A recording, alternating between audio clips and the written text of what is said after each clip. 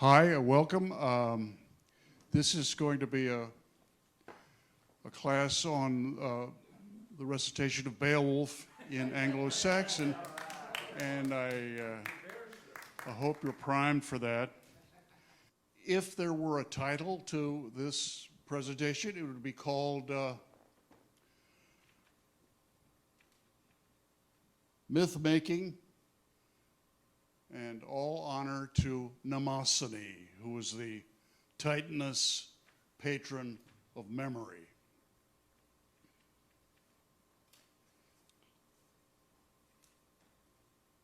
Years ago, the gem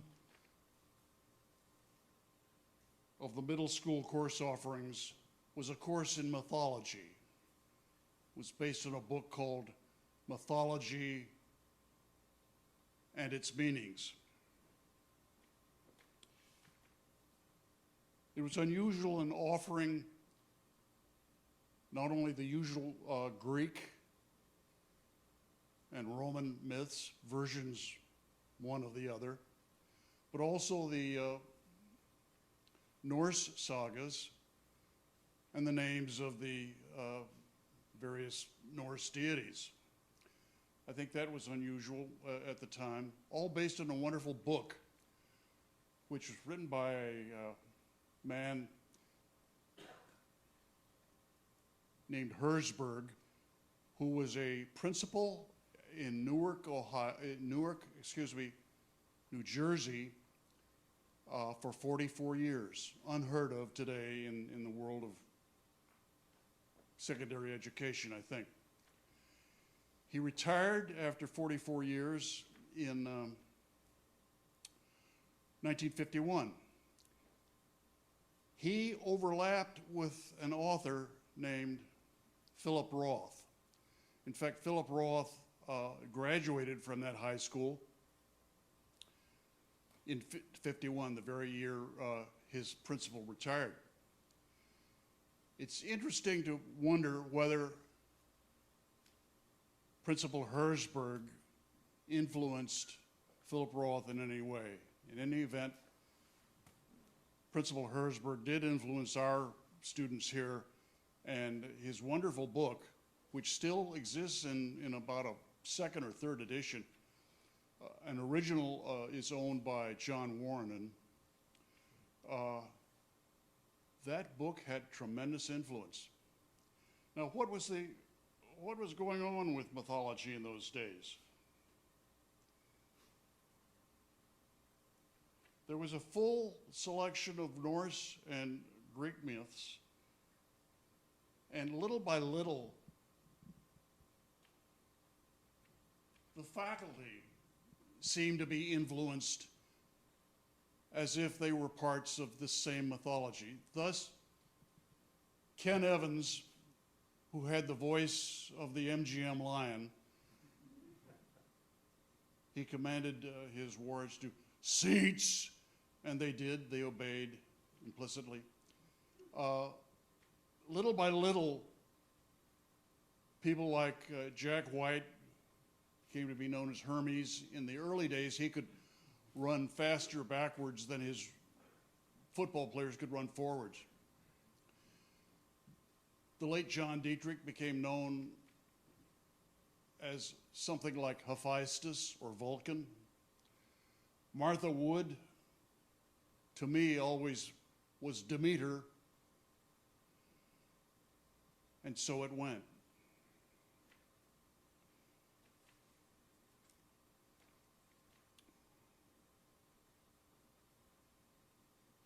What were the lessons?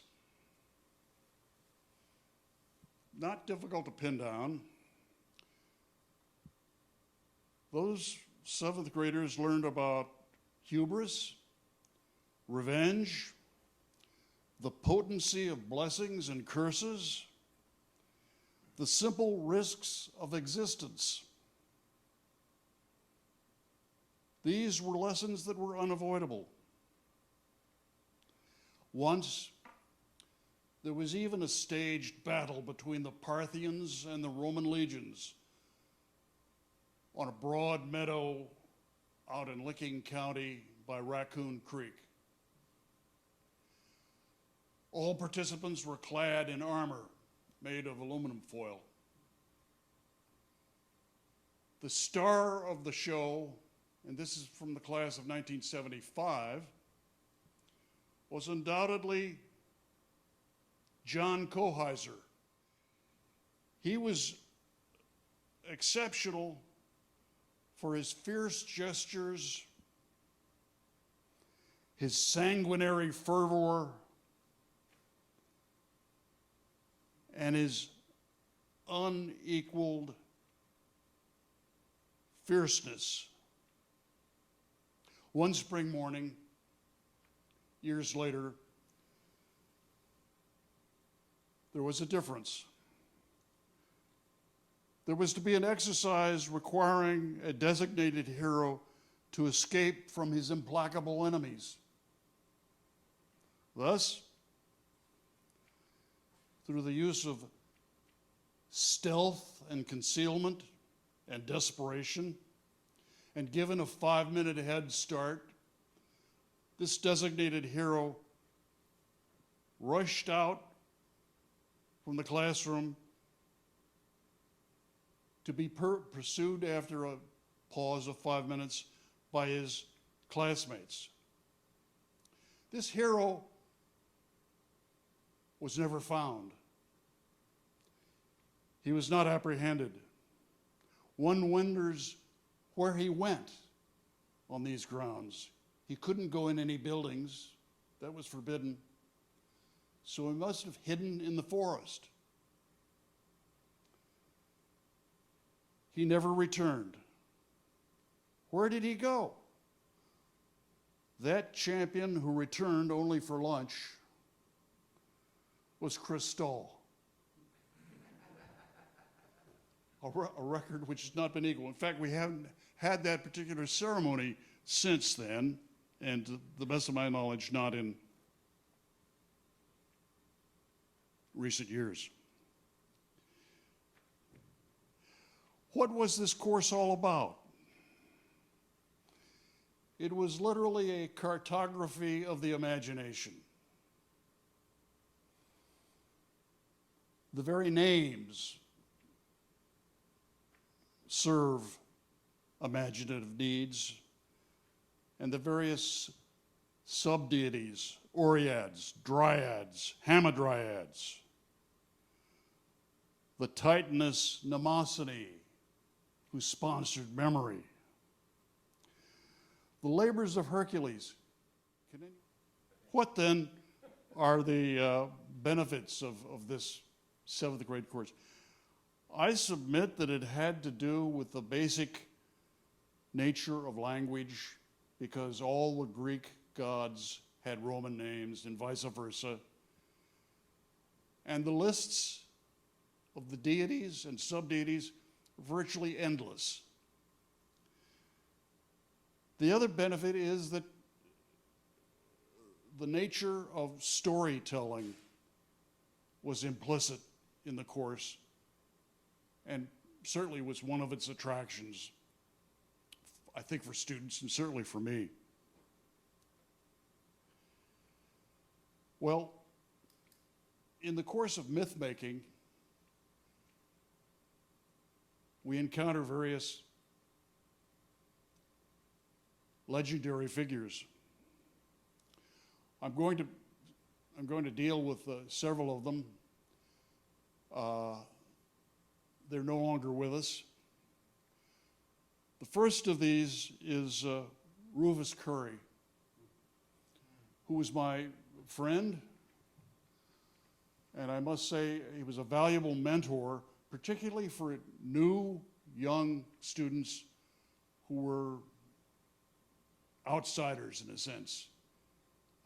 He was understanding, he was a terrific listener, and if I had to give him a Greek name from the Iliad, I would call him Mentor, because that's what he was. Well, after retirement, Rufus wanted to travel. And given the chance to travel, he chose to go with me to Greece and Turkey. Upon our arrival at the Hotel Phevos, which means Phoebus or Apollo, Rufus had a question. He said, "KC, where's the air?" I said, "I don't know what you mean. We're looking at the Acropolis out the window. There's a breeze. There's a political uprising on the street. Why would we want to go anywhere?" "What do you mean, the air?"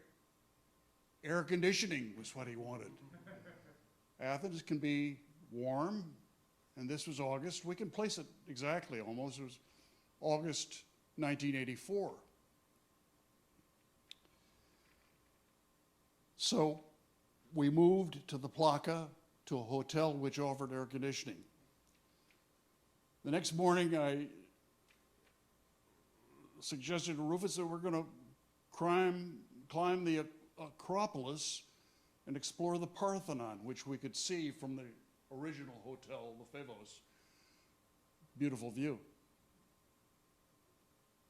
Rufus responded memorably, "No, Casey, I'm going to sit here with a cup of coffee and a cigarette, and I'm going to watch these little Swedish backpacker girls." And I said, "Well, Rufus, that's a terrible waste."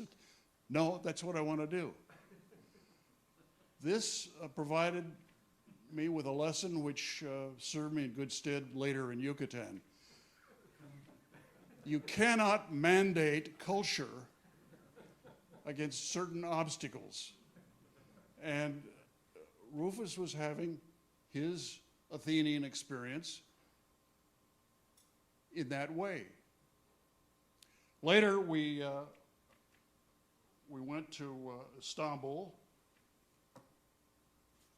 where we stayed at the Robert College. Originally funded by Alexander Graham Bell and his descendants. We took a train from Istanbul, the Asian side, Haydarpaşa, to Ankara, the capital. Here, Rufus established that he could read my mind, and he could. He observed me negotiating with a taxi cab driver, and he knew exactly what I was saying, and he interrupted. He said, "Hold it. We're not going to stay at any flea bag. I want a place with air conditioning." And so we went to a place with air conditioning, perfectly nice hotel. And there we watched the opening of the Los Angeles 1984 Olympics, because it was occurring that night. But there remained a long bus trip, and bus travel in the Middle East and throughout much of the so-called third world is a big issue. In Turkey, every bus driver had a helper who at certain stops would pass hard candy, cookies, lemon cologne, and usually you could avail yourself of a meal if the time is right. But Rufus was a diabetic, and he began to complain as we took a bus ride across the Taurus Mountains down to Tarsus, where I had taught. He complained about pains in his feet, not unusual for a diabetic, I suspect. And I promised to get him a English-speaking doctor, which I did. But while waiting for that and settling in Tarsus, we stayed with the headmaster of the Tarsus American College, where I had taught, and he was offered the hospitality of the headmaster and his wife, and this was a big deal for Rufus and something that he, I know, remembered. While there, we went out and got a steak with some of my friends who were still in place. The place to get a steak in Tarsus was called the Mobile. It was a gas station, but it's where you could get a good steak. We sat down, were served, and in came 2 buses loaded with pilgrims, Hajis, on their way to Mecca, because it was that time. The proprietor ripped off sections of butcher paper in place of prayer mats or prayer rugs, and we were in a distinct minority, the only non-Muslims in the establishment. The time came for Rufus's appointment with the English-speaking doctor.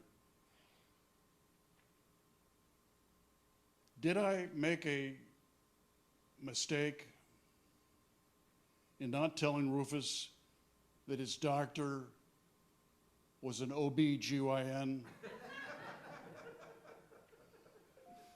Under the circumstances, I don't think so, because he was uncomfortable and he needed relief. Our trip ended successfully, and Rufus and I came to value each other much more distinctly as good friends. He survived about another 5 years, died in 1989. But I'm glad I had that time with him.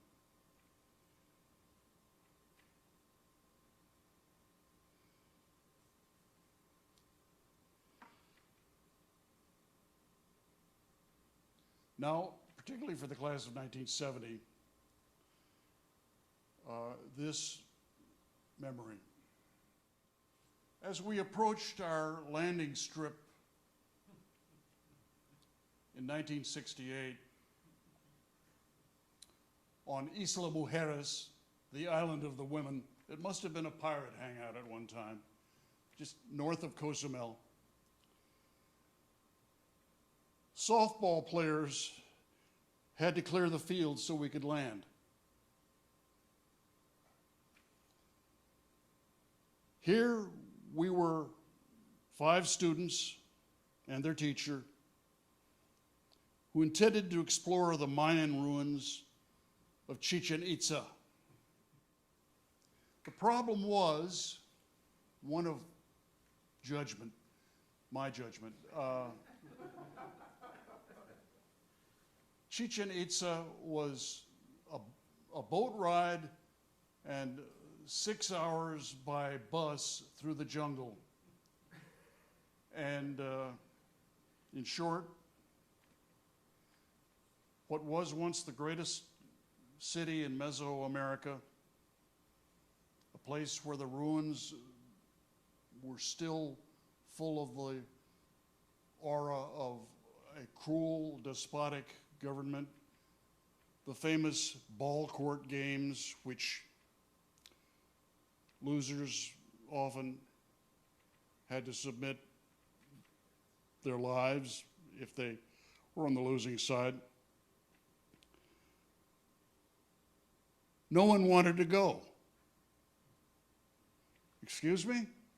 No one wanted to go. Why? They were having, the timing of the trip was wrong, the circumstances were wrong, and something I learned with Rufus later, you cannot mandate culture under certain circumstances. Absolutely impossible. What was going on? They were riding sea turtles in the surf. They were roasting fish on the beaches with local Indians, Yucateca Indians. And they had picked up a rivalry with a local basketball team. which was coached by a Jesuit priest who also supervised as a referee. But I went. I left behind these helpless young people. Anything could have happened. I'm not sure what did happen exactly, but I think no harm was done them or the local populace. I left. They stayed. I wasn't happy, but I went and knew I would only be gone about a day and a half. While at Chichen Itza, I met a German couple who were traveling around the world. They were Rolf Kneitung and Sighilda. Never got her last name. They wanted a guide to the ruins. I obliged. We explored. Later, we decided that we would spend the night in the town of Valladolid. We shared a sordid hotel room, but it was a fiesta. Why was it a fiesta? Because we can pinpoint this exactly. It was March 21st, 1968, the birthday of Benito Juarez, the 26th president of Mexico, and the only one to that date who was of indigenous Mexican birth, and quite a patriot. It was difficult to sleep. There were fireworks, dancing, music.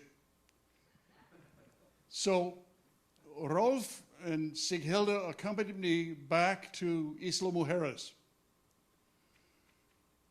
There they ate bananas and slept on the beach.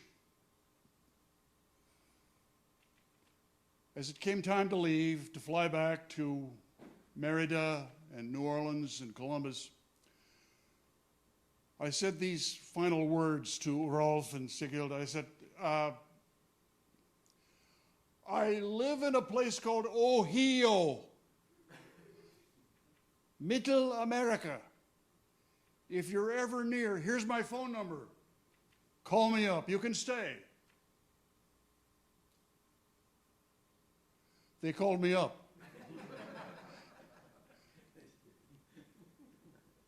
And they stayed for 6 weeks. They left after 6 weeks, leaving their used VW for me to sell. Rolf and Sighilda communicated by Christmas card for a couple of years, but I've not heard from them since. Finally, in the era and under the topic of myth-making, I'm going to speak a little bit about the late John Dietrich. One of the endearing traits of the late John Dietrich was his habit of sending a birthday message for your birthday. Arriving by mail was a plain envelope, and inside was a stick of Beeman's Pepsin chewing gum. Didn't fail. This last December 31st is the first time I haven't gotten that in about, I guess, at least 20 years. It was usually accompanied by a pungent message, something like, "Happy birthday, you old fart." And I looked forward to it.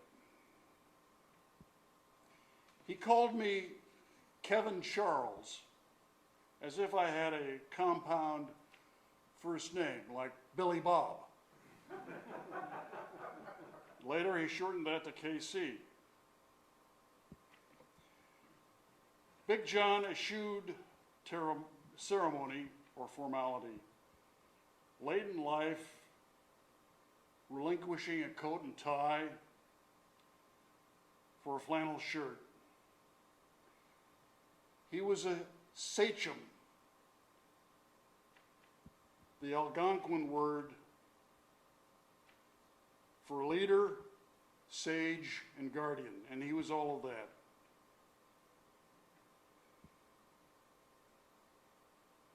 In the terrible fire that burned down the eating lodge, the eating hall at Camp Kewanee, John attempted with other heroic figures to save the life of George Frank, who was trapped in his car. He had hit with his car a gasoline bulb, and a fire immediately broke out.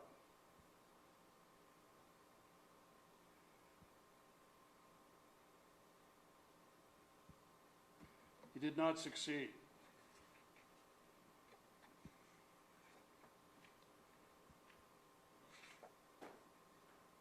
John Dietrich was eloquently plain-spoken.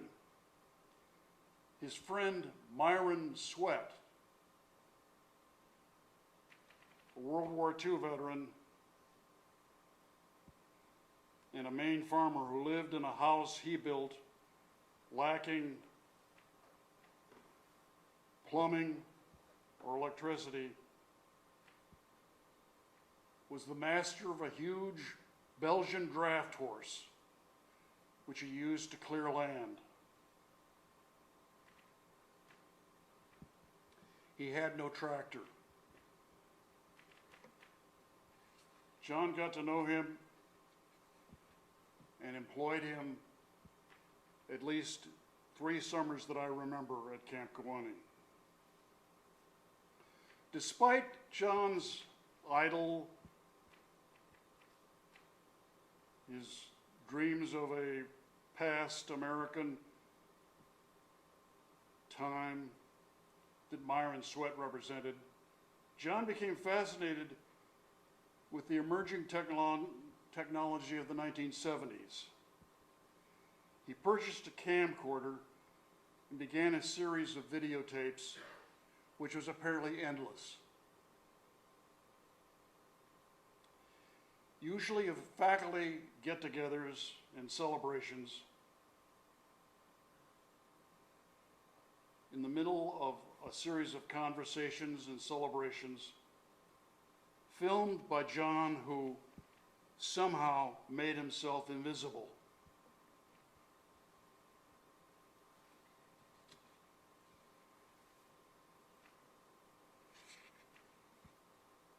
He collected these and distributed them, each one annotated according to the time of filming and what it represented. These tapes extended from at least the 1970s through the late 80s and beyond. So there was an overlay. Many of the same subjects at different ages and new or changed circumstances. One could view oneself in these wearing the wide-collared shirts of the 1970s, the broad bow ties, and strange haircuts of that era. And one could see the changes a decade later, for John carefully annotated the tapes and distributed them to the subjects of the tapings. What was this all about? The theme was life and mutability.